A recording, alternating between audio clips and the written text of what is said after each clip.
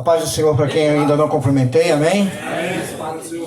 Semana passada, quem estava aqui, né? Eu não estava. Semana passada o pregador não veio, semana passada eu não vim, Deus botou 2 em casa, para ter um pregador inusitado aí, né? Diz que o culto foi uma bênção, né? É verdade, amém. Vamos abrir Romanos capítulo 6. Deus faz umas surpresas para a gente, né? Quem achando vai ficando de pé. Romanos 6. Um pouco continuidade do que nosso irmão Moreno falou na semana passada, né? Não é isso? No capítulo 5 que o Romanos, que ele pregou na semana passada. Então nós vamos dar sequência aqui no capítulo 6. Né? Isso? Que diremos, pois? Permaneceremos no pecado para que a graça seja mais abundante? De modo nenhum. Nós que estamos mortos para o pecado, como viveremos ainda nele? Ou não sabeis que todos quantos fomos batizados em Jesus Cristo, fomos batizados na sua morte? De sorte que fomos sepultados com ele pelo batismo na morte, para que, como Cristo ressuscitou dos mortos pela glória do Pai, ainda andamos nós também em novidade de vida. Porque se fomos plantados juntamente com ele na semelhança da sua morte, também o seremos na da sua ressurreição.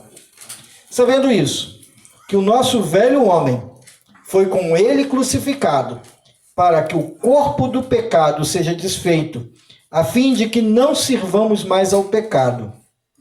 Porque aquele que está morto está justificado do pecado. Ora, se já morremos com Cristo, cremos também que com ele viveremos, sabendo que, havendo Cristo ressuscitado dos mortos, já não morre, a morte não mais terá domínio sobre ele. Pois quanto a ter morrido, de uma vez morreu para o pecado, mas quanto a viver, vive para Deus. Assim também vós considerai-vos como mortos para os pecados, mas vivos para Deus em Cristo Jesus nosso Senhor. Não reine, portanto, o pecado em vosso corpo mortal, para lhe obedecerdes em suas concupiscências. Nem tampouco apresenteis os vossos membros ao pecado por um instrumento de iniquidade, mas apresentai-vos a Deus como vivos diante dos mortos, e os vossos membros a Deus como instrumentos de justiça. Porque o pecado não terá domínio sobre vós, pois não estáis debaixo da lei, mas debaixo da graça. Pois que pecaremos também, porque não estamos debaixo da lei, mas debaixo da graça? De modo nenhum. Não sabeis vós que a quem vos apresentastes por servos para lhe obedecer, sois servos daquele a quem obedeceis, ou do pecado para a morte, ou da obediência para a justiça? Mas graças a Deus, que tendo sido servos do pecado, obedeceste de coração a forma de doutrina a que fostes entregues, e libertados do pecado, fostes feitos servos da justiça. Falo como homem, pela fraqueza da vossa carne, pois que, assim como apresentastes os vossos membros para servirem à imundícia e à maldade, para a maldade, assim apresentai agora os vossos membros para servirem à justiça para a santificação. Porque quando erais servos do pecado, estavais livres da justiça. E que fruto tinhas, então, das coisas que agora vos envergonhais? Porque o fim delas é a morte. Mas agora, libertados do pecado e feitos servos de Deus, tendes o vosso fruto para a santificação e, por fim, a vida eterna. Porque o salário do pecado é a morte, mas o dom gratuito de Deus é a vida eterna por Cristo Jesus, nosso Senhor. Amém. Pode sentar. Hoje à tarde eu estava meditando nessa palavra e já estava com ela no meu coração, e quando eu estava no carro, a gente veio conversando e sabendo o que havia acontecido no culto passado. Eu soube que foi uma bênção, culto e tal, mas eu não tinha tido tempo durante a semana de conversar com os irmãos que estiveram aqui. E essa palavra acaba sendo a continuidade daquilo que foi dito na semana passada, né? Então, creio que Deus está nesse negócio, creio que Deus está trabalhando nisso. E a gente então entende, e você que estava aqui, e ouviu a palavra, sabe que todos nós somos pecadores. Não tem um aqui que não seja pecador, não tem um que não tenha uma história, por mais simples que seja, de rebelião contra Deus, de pecado contra Deus. Todos nós temos. Talvez algumas histórias mais visíveis, outras histórias mais ocultas, mas todos nós fomos resgatados do pecado por Jesus. Todos nós temos uma história de vida. Mas o interessante é que Jesus entrou nessa sua história, entrou nessa minha história, e encontrou a cada um de nós com a vida que só Ele poderia dar. E Paulo está dizendo para a igreja dos Romanos. E que era a igreja dos Romanos? Quando a gente entra na Bíblia, a gente vê que Paulo vai escrevendo as cartas às igrejas às quais ele plantou, e Roma era uma delas. Ele vai dando instruções de como viver essa vida com Deus.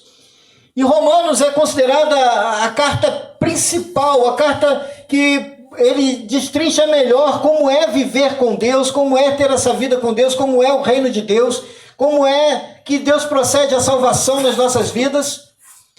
E, como já foi dito aqui, nós vivemos a restauração daquilo que Deus fez através de Jesus, porque todo homem pecou, não há um justo sequer.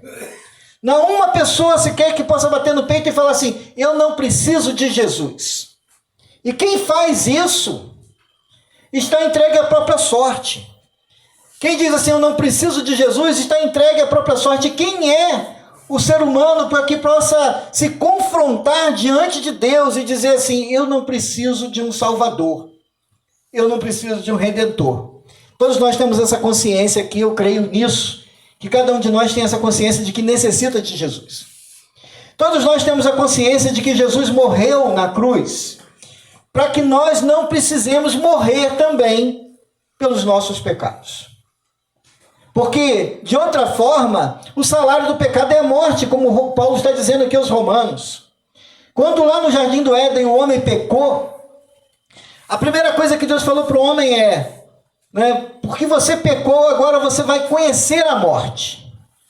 E eu estava vendo uma ilustração a respeito disso, falando a respeito de Eva como mãe.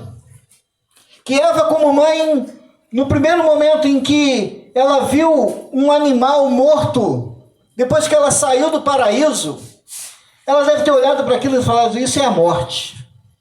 Ela não tinha consciência do que era a morte. Até ali ela não tinha visto nada morrer.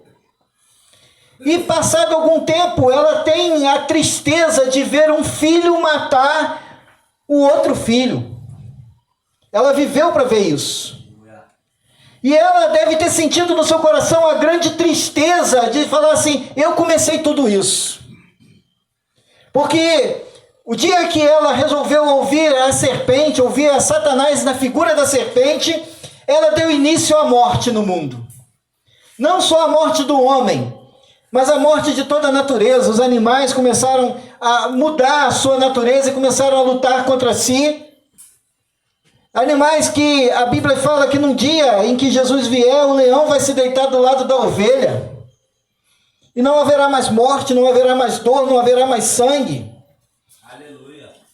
Mas naquele momento em que Eva peca, e ela vê a sua descendência cair no pecado, com certeza ela começou a aspirar pela vinda do descendente dela, que viria e pisaria a cabeça da serpente.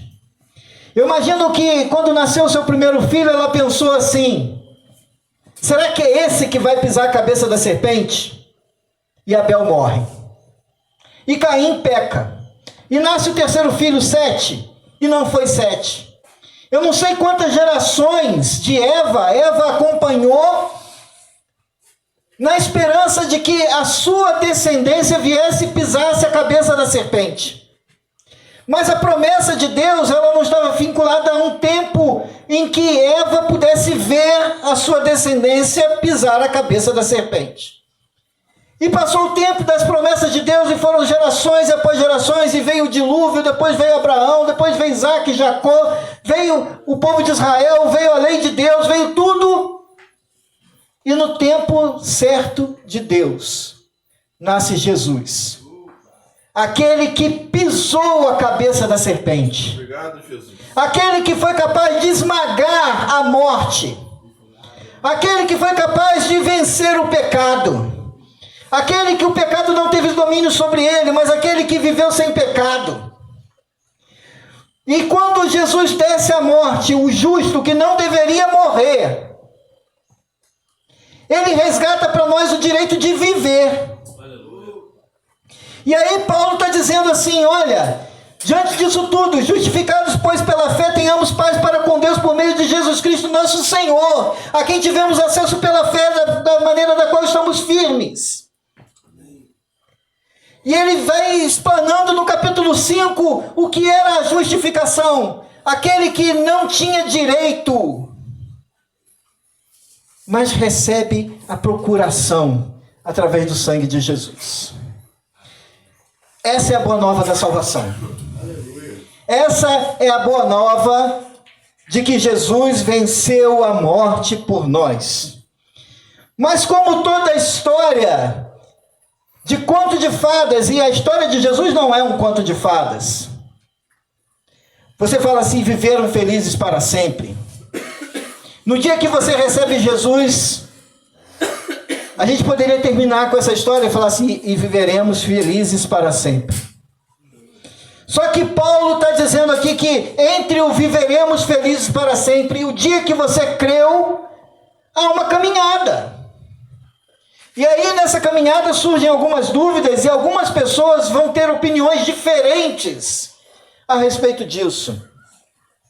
E a primeira pergunta é, que faremos, pois, diante dessas coisas? O dia depois que você aceitou Jesus é o dia do choque da realidade. Porque até ali você não tinha ainda a consciência do Espírito Santo queimando no seu coração e te dizendo que você precisa servir a Deus. Mas você foi convencido pelo Espírito Santo que você precisa ter vida com Deus. Mas agora como eu vou viver para agradar esse Deus? E aí Paulo começa com essa pergunta. Que diremos, pois? Permaneceremos no pecado para que a graça seja mais abundante? Talvez essa pergunta para você não faça sentido, para algumas pessoas também talvez não faça sentido, mas ela faz todo sentido. Por quê? Se Jesus levou os nossos pecados, todos, sobre a cruz, então eu posso pecar à vontade? Não. Mas por incrível que pareça, tem gente nos nossos dias pensando que é assim. Por incrível que possa parecer, tem pessoas hoje em dia pensando assim, olha, você, já que Jesus levou todos os pecados, então por que eu vou tentar me santificar? Por que eu vou tentar deixar o pecado? Por que eu vou viver uma vida de santificação, de renúncia, já que Jesus levou sobre si na cruz todos os pecados? Tinham pessoas no dia de Paulo pensando assim. Tem pessoas nos nossos dias vivendo assim.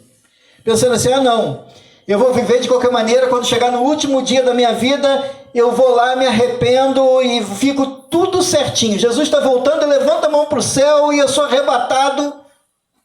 Não dá tempo. Você não sabe o último dia da sua vida, e se o arrependimento não for sincero, não vai adiantar nada. O momento é agora, e o momento é hoje. E ele está dizendo aqui, de maneira nenhuma, nós que estamos mortos para o pecado, como viveremos ainda nele? Então, se você entendeu o que o pecado desgraçou a vida da humanidade, se você der uma volta no mundo hoje, violência, guerra, fome, todas essas coisas são frutos do pecado na vida do homem. Você acha que o camarada que está lá, no seu palácio, decretando guerra contra outro país, é porque ele está buscando paz? De forma alguma. Ele está buscando domínio, está procurando autoridade sobre outras pessoas, está procurando se sobrepor a outras pessoas. E isso é o egoísmo do ser humano. Quando alguém vai lá e tira uma tribo de índio do meio da sua terra, para começar a fazer mineração ali, e adquirir dinheiro com aquilo, Ele está procurando a paz? Não, ele está com ganância. E a ganância humana, ela se expande de diversas maneiras. Isso é a consequência do pecado na vida do homem.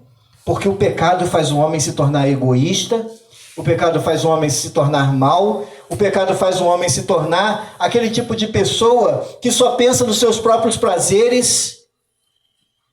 Mas se nós somos resgatados pelo Evangelho de Jesus, se nós fomos resgatados pela boa nova do Evangelho, nós podemos começar a viver como nós vivíamos antes, podemos viver como as pessoas que não têm Deus, que não têm fé em Deus, de maneira alguma.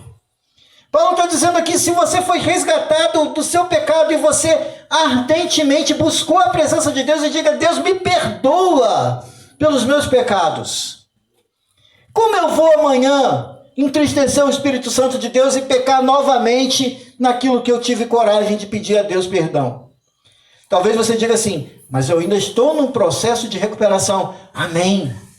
Talvez você vai errar uma vez, talvez você vai errar 2 vezes, talvez você vai errar 3 vezes, mas você precisa lutar contra isso. Você não pode se convencer da ideia de que você é incapaz de lutar contra o pecado na sua vida.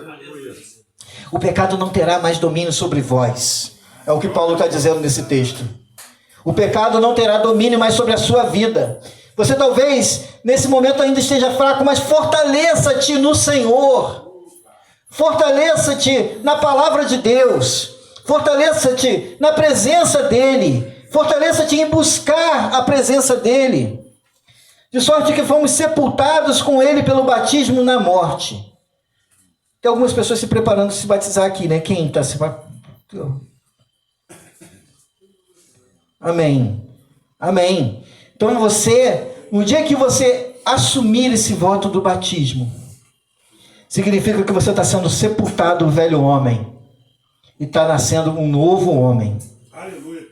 Significa que você está deixando para trás aquela vida que você teve até ali. E agora você está dizendo, o Espírito Santo me ajuda a ter uma nova vida. Se você ainda está nesse processo e ainda não tomou essa decisão, ainda é tempo. Procure o pastor Pedro, procure as pessoas que estão na direção do trabalho e fala assim, eu preciso ter esse passo a mais na minha vida.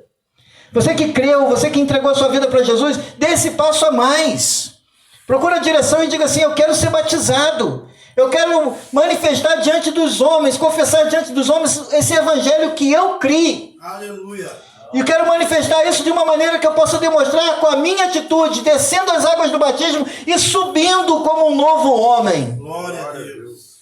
E o Espírito Santo vai te fortalecer. Porque ele está dizendo aqui, fostes sepultados com ele pelo batismo na morte. O que é o símbolo do batismo? É quando você desce as águas, como se tivesse sido sepultado, como Cristo foi sepultado, e sobe, como Cristo foi ressuscitado. Isso é um símbolo, sim. É uma confissão de que você precisa morrer como velho homem e renascer como um novo homem, como uma nova criatura. Gerado na família de Deus, para o povo de Deus, para viver as boas obras do Evangelho. Você precisa disso. Porque se formos plantados juntamente com Ele na semelhança da sua morte, também o seremos na sua ressurreição. Sabendo isso, que o nosso velho homem foi com Ele crucificado. Você consegue imaginar o que é a morte de cruz? Será que quem já parou para pensar um pouquinho sobre isso? Sobre o que é uma morte de cruz. Jesus ali, sendo pregado, suas mãos e pés, sentindo todas as dores possíveis, toda a vergonha possível. Quando a gente vê um crucifixo, a gente pensa assim, Jesus foi colocado com a toalhinha, estava nu, exposto às suas vergonhas. Jesus estava suando gotas de sangue, de agonia. Jesus estava lutando para respirar e mesmo assim ele venceu e ele lutou para que eu e você não tivéssemos que passar por isso, porque o salário do pecado é a morte. Obrigado, Jesus. Mas ali naquela cruz, Jesus bradou, Pai, nas tuas mãos está entregue o meu espírito. E ele desce à morte mas a morte não pôde retê-lo, porque o salário do pecado é a morte, mas aquele que não pecou não poderia ser retido pela morte, e ele ressuscita. Mas nisso que ele ressuscita, ele dá dons aos homens.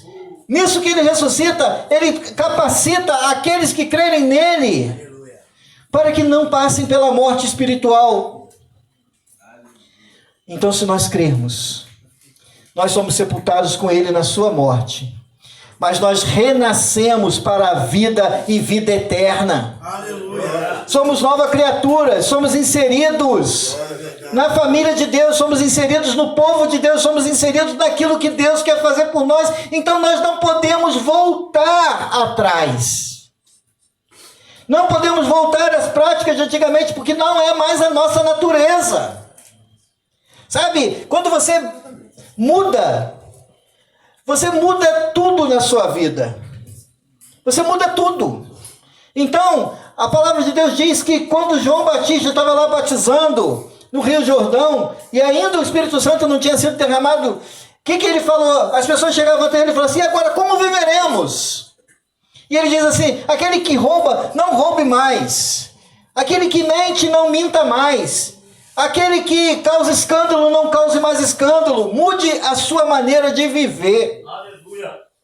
Quando Pedro estava pregando lá no Pentecostes, que ele fala a respeito de Jesus morto, ressuscitado, e diz para aquelas pessoas que estavam ali: vocês crucificaram o Cristo. E ali, aquelas pessoas que estavam ali começam a ouvir a palavra, e ele nem faz o apelo, as pessoas perguntam: e agora? Como viveremos?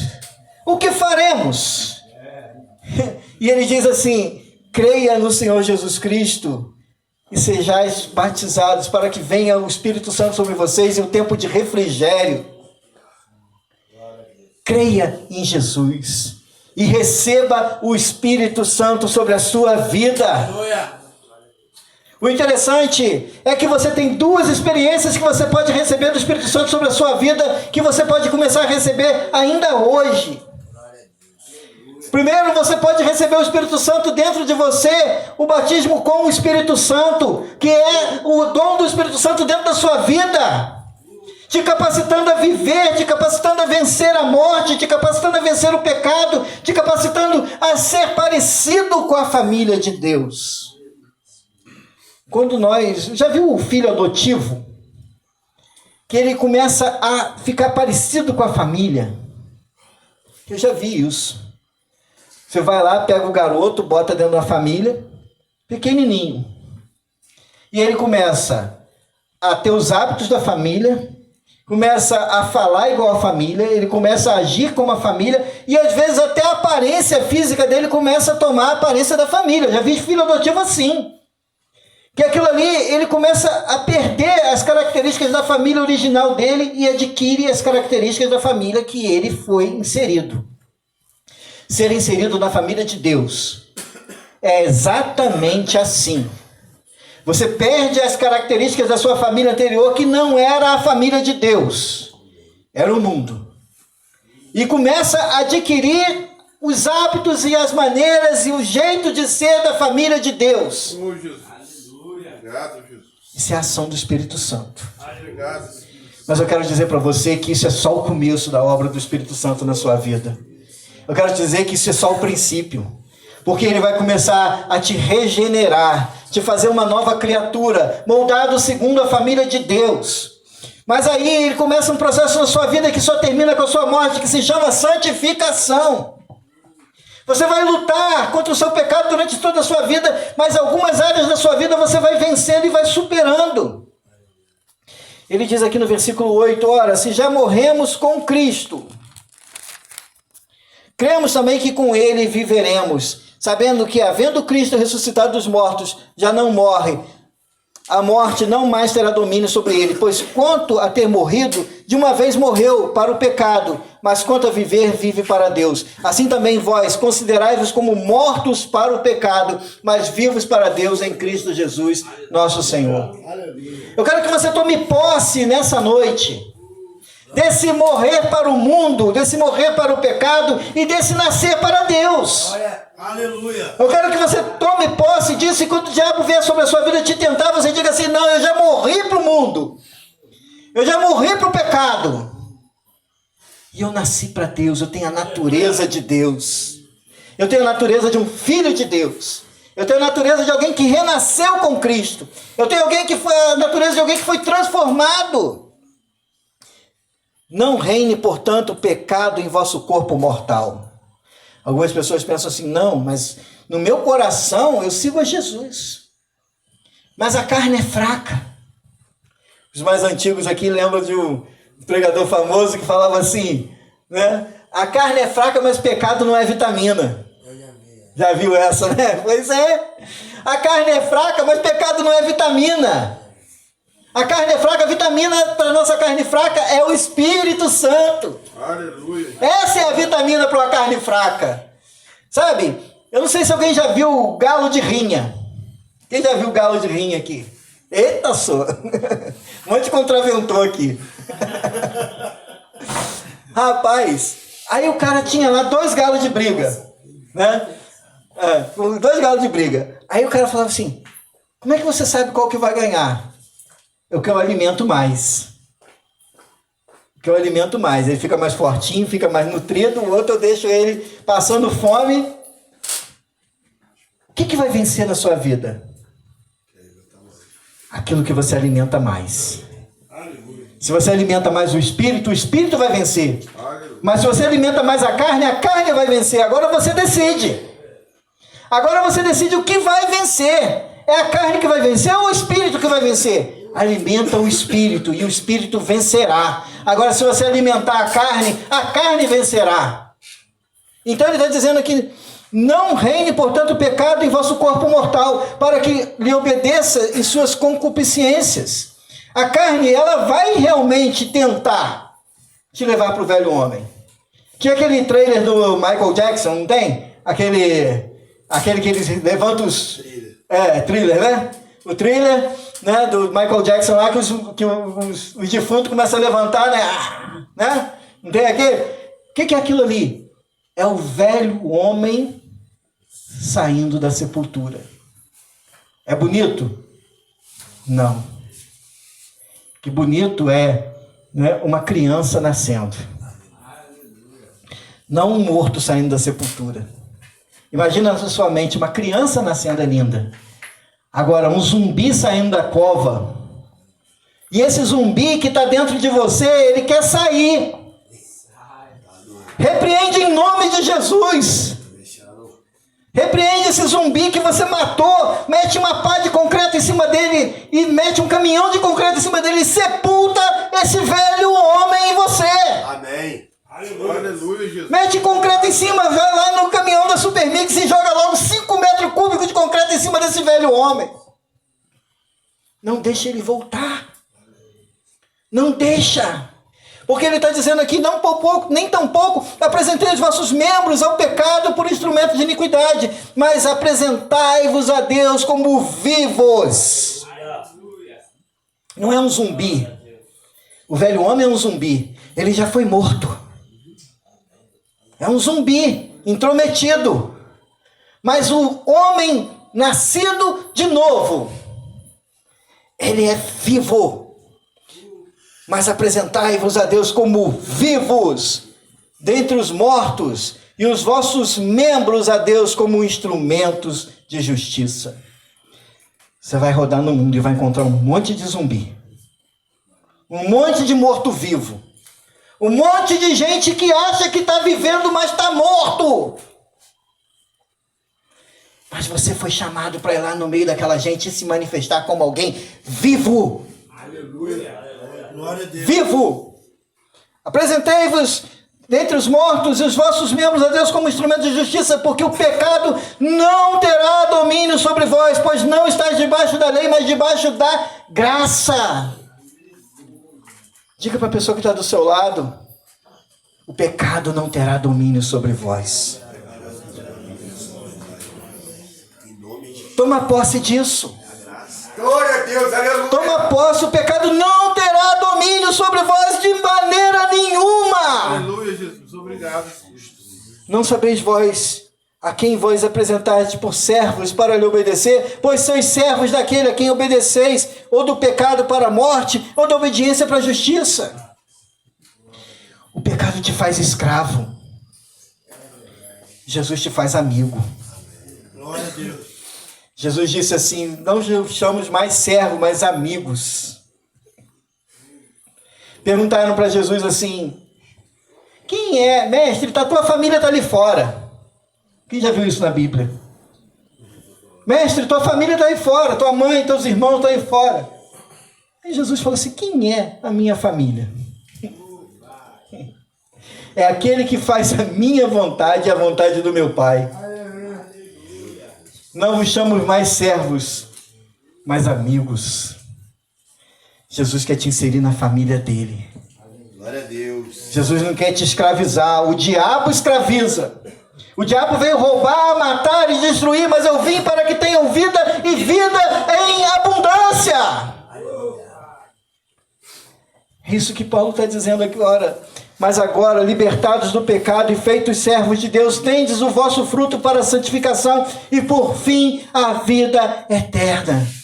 Você pode vencer o pecado, você tem um instrumento, você tem o Espírito Santo. E eu quero dizer nessa noite, em nome de Jesus, porque o salário do pecado é a morte, mas o dom gratuito de Deus é a vida eterna por Cristo Jesus, nosso Senhor.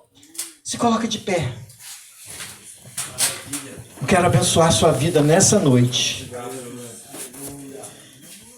Creia, tome posse da palavra de Deus, não é a minha palavra. Não é a minha palavra, é a palavra do Senhor. Eu não falei uma única palavra minha aqui nessa noite, mas a palavra do Senhor foi pronunciada.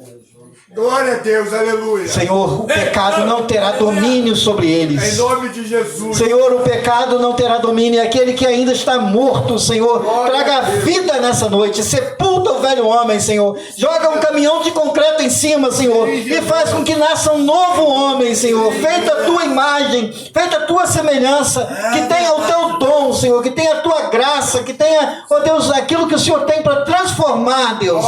Capacita, Pai, cada um de nós a vencer o pecado, capacita cada um de nós a vencer a morte, capacita cada um de nós a vencer a dor, capacita cada um de nós, Senhor, a vencer aquilo que nos limita, capacita cada um de nós, ó Deus, a superar as dificuldades e as lutas e as provas a cada dia, capacita, ó Deus, a cada um, Deus, nessa noite, em nome de Jesus, amém. Chamar o presbítero Nilson aqui para dar prosseguimento.